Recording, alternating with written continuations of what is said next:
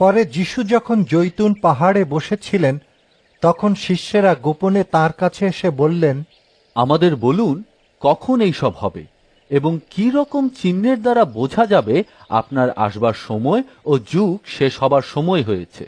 উত্তরে যিশু তাদের বললেন, দেখো, কেউ যেন তোমাদের না ঠকায়, কারণ অনেকেই আমার নাম নিয়ে এসে বলবে, আমিই মসীহ, এবং অনেক লোককে ঠকাবে।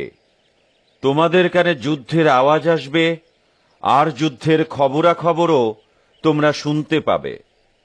কিন্তু সাবধান, এতে ভয় পেও না, কারণ এই সব হবেই, কিন্তু তখনও শেষ নয়। এক জাতি অন্য জাতির বিরুদ্ধে এবং এক রাজ্য অন্য রাজ্যের বিরুদ্ধে যুদ্ধ করবে।